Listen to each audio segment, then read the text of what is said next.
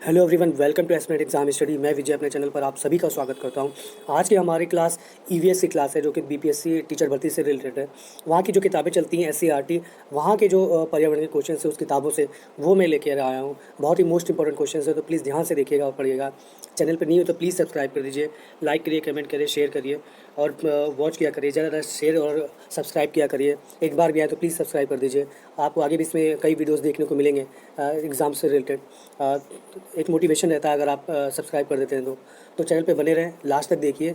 EVS के most important questions हैं, आपको कहीं देखने की ज़रूरत नहीं है। इसके बाद काफ़ी क्वेश्चंस जितने बच सकते थे मैंने इसमें लिए हुए हैं, लिखे हुए हैं। तो चलिए आप आज की अपनी क्लास स्टार्ट करते हैं।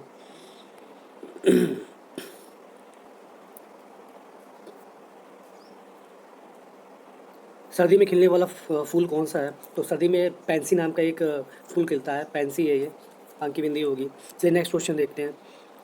चैनल पे नहीं हो तो प्लीज़ सब्सक्राइब कर दीजिएगा। बरसात के मौसम में खिलने वाला फूल कौन सा है? तो ये रेन लिली है। रेन लिली कर दीजिए इसे, रेन लिली होता है।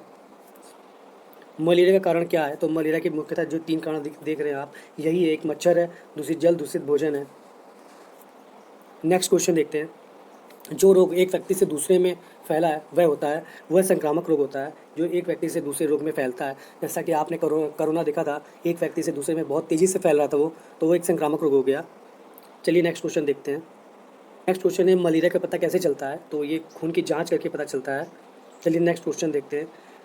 पलंग बनाने के लिए सर्वोत्तम लकड़ी कौन सी होती है? तो ये सागवान की लकड़ी होती है, जैसा कि देख सकते हैं आप, सागवान की। केरोसिन तेल का अन्य नाम क्या है? तो केरोसिन तेल का जो व्यावहारिक नाम है वो मिट्टी का तेल कहा जाता है ज़्यादातर। वाल्मीकि राष्ट्रीय उद्यान बिहार के किस जिले में है? तो बिहार में की जो पश्चिमी चंपारण है, जो सबसे बड़ा जिला है लगभग, राष्ट्रीय वाल्मीकि राष्ट्रीय उद्यान वहीं पे स्थित है और बाघ के लिए है ये। जंगल में लगी आग को क्या कहते हैं? जो जंगल में जो आग लगी रहती है उसे दवानल कहा जाता है। ये एससीईआरटी की जो किताबें हैं उसमें जो स्टोरीज होती हैं उसी से क्वेश्चन बनेंगे आपके ईवीएस के। वही क्वेश्चंस में उठा के लेके आया, मोस्ट इंपॉर्टेंट है, लास्ट तक देखिएगा। बिहार के किस गांव में बेटी होने पर 10 पौधे लगाए जाते हैं? तो ये धरहरा गांव है, बहुत अच्छी पहल है ये। अभ्यारण्य में किसका संरक्षण मुख्य रूप से किया जाता है? तो ये अभ्यारण्य में बाघ है और ये वाल्मीकि अभ्यारण्य की ही बात की जा रही है ये। सोलर कुकर किस तरह से काम करता है? सोलर कुकर सूर्य की रोशनी से काम करता है, जैसे देख सकते हैं, सौर ऊर्जा से। इस तरह का रहता है ये। पृथ्वी का कितना भाग लगभग जल से घिरा हुआ है? तो ये 71% है, समुद्र है। 71% पे समुद्र है और 29% पे हम लोग रहते हैं। समुद्र का पानी कैसा है? तो समुद्र का पानी खारा है। एक बार मैं आपको फिर से बता देता हूँ इसमें कि इससे लॉजिक क्या है। सर, हम गिरे तो 71% से है, परंतु हम मात्र जो 3% है नदियों का पानी, 71 में समुद्र है, इसमें अगर करेंगे तो 90, मान लीजिए 97 भाग पे पानी हो जाता है समुद्र। 71 भाग का अगर 97 भाग देखें तो ये समुद्र है। 3 भाग में पीने का पानी है और 3 भाग में से जो हम हमारे तक पानी पहुंचता है वो मात्र 2.3 समथिंग पानी पहुंचता है। तो ये पृथ्वी का आंकड़ा है, अपने देश का नहीं है। तो सोच लीजिए कितना कम पानी है। नेक्स्ट क्वेश्चन देखते हैं। विश्व विकलांगता दिवस कब मनाया जाता है? तो ये 3 दिसंबर को मनाया जाता है, ध्यान रखिएगा, मोस्ट इंपॉर्टेंट है। हर प्रैक्टिस सेट जो भी लगाएंगे, मैंने अभी 10 से 12 प्रैक्टिस सेट लगाए हैं, तो उसमें लगभग सारे क्वेश्चन, उसमें कुछ ना कुछ ये रिपीट हो रहा है।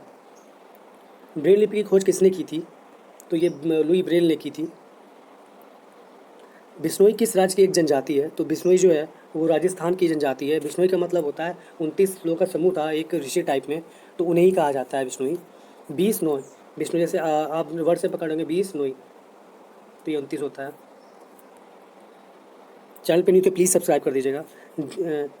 किस जिले की मुख्य फसल चना है बिहार में? तो ये मधेपुरा है। भागलपुर में उगाई जाने वाली मुख्यतः फसल कौन सी है? तो ये धान है। इसका चैप्टर है फसल और हम टाइप में, तो उसी में ये क्वेश्चंस आए हैं। इजी मत समझिए, एससीईआरटी के बुक से क्वेश्चंस हैं, इसी तरह के होते हैं, लेकिन एग्जाम में आएंगे तो आपको बहुत दिक्कत करेंगे अगर नहीं आया तो। प्याज बिहार के किस जिले की मुख्य फसल है? तो ये लखीसराय और जमुई की मुख्य फसलें हैं, ये 2 है यहाँ पे नाम। चलिए नेक्स्ट क्वेश्चन देखते हैं। केला बिहार के किस जिले में आमतौर पर उगाई जाने वाली फसल है? तो ये वैशाली में केला उगाया जाता है। जो सर्दी में उगाई जाने वाली फसल को क्या कहा जाता है? तो जो सर्दी में उगाई जाने वाली फसल को रबी कहा जाता है। सर्दी में बोई जाती है और गर्मियों के महीने में काट ली जाती है। अक्टूबर नवंबर इसका टाइम होता है रबी का बोने का, और मार्च अप्रैल में ये काटी जाती है फसलें। बिहार का सबसे छोटा जिला कौन सा है? तो शिवहर है। बिहार का सबसे बड़ा जिला कौन सा है? तो मैंने जैसे आपको बताया पश्चिमी चंपारण है। बिहार के कुल कितने ज़िले हैं? छत्तीसगढ़ के अलग होने के बाद बिहार में कुछ 38 ज़िले रह गए थे। वैशाली के पूर्व में कौन सा जिला स्थित है? तो वैशाली के पूर्व में हम जाएंगे तो समस्तीपुर स्थित है। मलेरिया कैसी बीमारी है? मलेरिया एक संक्रामक बीमारी है। ईवीएस से क्वेश्चन ऐसे ही मिलेंगे आपको, चाहे आप कोई भी कोचिंग के नोट्स देख लें या कुछ भी, तो प्लीज़ आप यही देखिए, बार बार देखिए कि वीडियोज़ को, तो आपको रट जाएगा ये। मलेरिया के लिए एकमात्र इलाज क्या है? तो ये कुनैन की पत्तियाँ होती हैं, वही एकमात्र इलाज है इसका। मलेरिया किस मच्छर के काटने से होता है? तो ये मादा एनाफिलीज होता है, उनके काटने से होता है। किस खाद्य पदार्थ को लंबे समय तक सुरक्षित रखा जा सकता है? मुरब्बा होता है, नमक ज़्यादा डाल देते हैं इसमें और पानी सूख जाता है, इसलिए इसे काफ़ी दिन तक सुरक्षित रखा जा सकता है। किस फसल को कम पानी की आवश्यकता होती है? अलसी और कपास है, वो कम पानी की क्षमता होती है, इससे काली मिट्टी की फसल मानी जाती है। नालंदा विश्वविद्यालय की स्थापना किसने की थी? तो नालंदा विश्वविद्यालय की स्थापना कुमारगुप्त ने की थी, और ये प्रथम आवासीय विश्वविद्यालय है। ये ज़्यादातर प्रैक्टिस सेट में क्वेश्चन आपको देखने को मिलेंगे, एक ये और एक नालंदा, ये तीन किसने बनवाया और ये कैसा आवासीय विद्यालय था?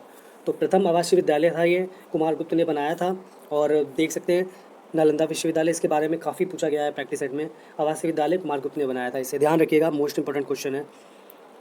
नालंदा विश्वविद्यालय की स्थापना किस शताब्दी में हुई थी? तो ये 5वीं शताब्दी में होती है। सिखों के अंतिम गुरु गोविंद सिंह का जन्म कहाँ हुआ था? तो ये पटना साहिब में हुआ था। किसका बीज चटक कर बिखरता है? तो ये हरसिंगार है। इसका बीज हवा से उड़कर दूर पहुंच जाती है? तो ये कपास है, हवा चलेगी तो दूर पहुँचते हैं उड़ के। गतका किस धर्म से जुड़ा हुआ मार्शल आर्ट है? तो ये सिख धर्म से जुड़ा मार्शल आर्ट है। जैसे जैसे क्वेश्चन आगे देखते जाएंगे वैसे वैसे और अच्छे अच्छे क्वेश्चन आपको मिलेंगे।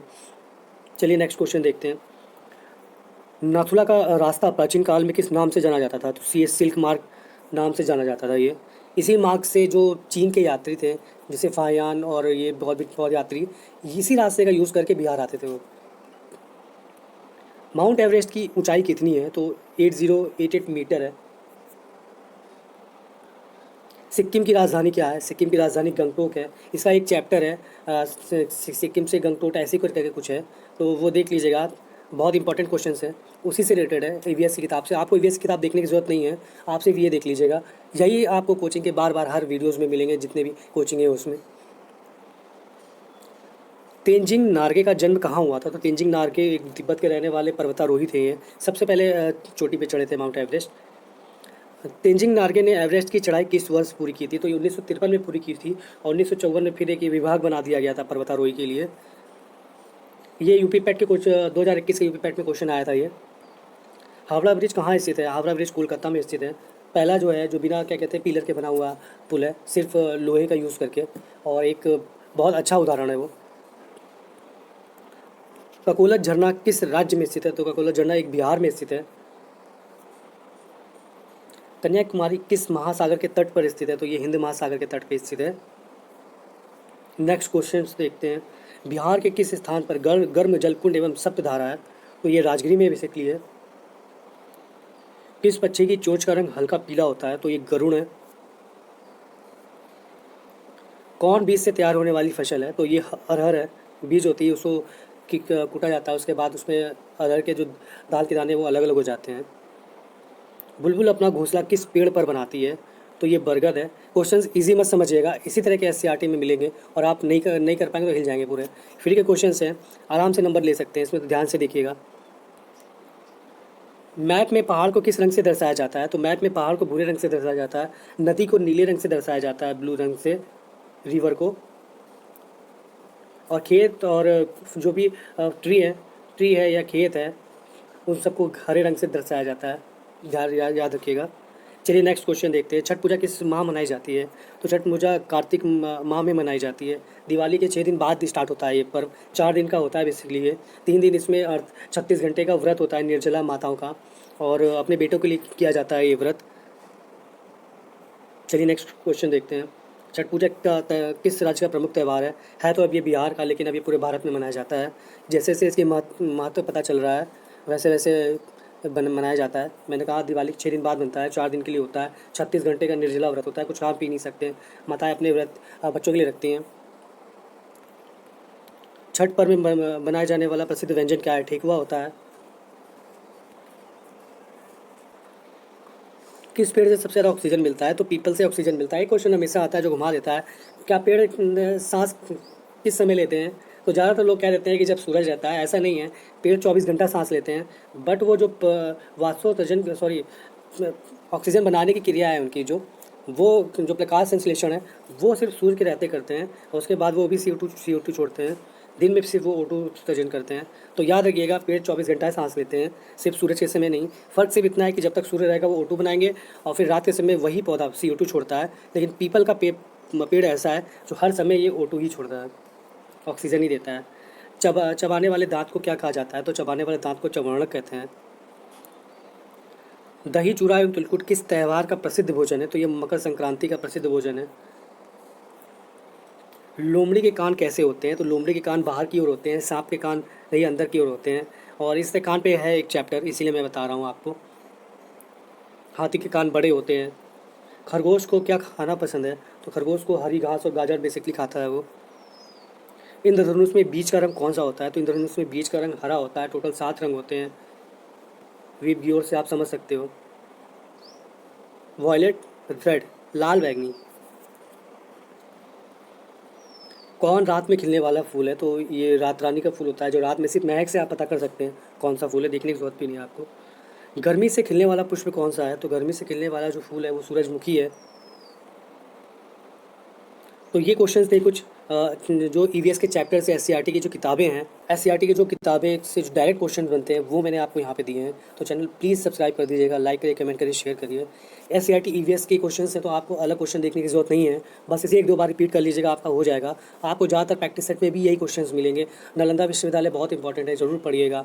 और जो सिक्किम की यात्राएँ हैं उसके भी जो टॉप क्वेश्चंस बन सकते हैं, तो वो मैंने आपके लिए इसमें दिए हुए हैं। कुछ क्वेश्चंस जो हैं वो मैं आपको 2 दिन बाद कल मैं आपको पूरा जो बिहार शिक्षक भर्ती से रिलेटेड जितने भी पोर्शन है उसका मैं पूरा संपूर्ण उसका नोट्स दूंगा। तो उसमें वो क्वेश्चंस कवर हो जाएंगे, जैसे सिक्किम की ऊंचाई क्या है समुद्र तल से, और बाकी वगैरह वगैरह जो क्वेश्चंस हैं। तो चैनल पे बने रहें प्लीज़। कल बहुत अच्छा सेशन होगा क्लास, तो कल बने रहिएगा कल भी। और चैनल पर नहीं है तो प्लीज़ सब्सक्राइब कर दीजिए, लाइक करिए, कमेंट करिए, शेयर करिए। आज के लिए इतना ही, मिलते हैं नेक्स्ट वीडियो में एक और अच्छे क्लास के साथ। BPSC का आज एडमिट कार्ड आएगा, तो प्लीज़ देख लीजिएगा कहाँ पर सेंटर गया हुआ है। धन्यवाद।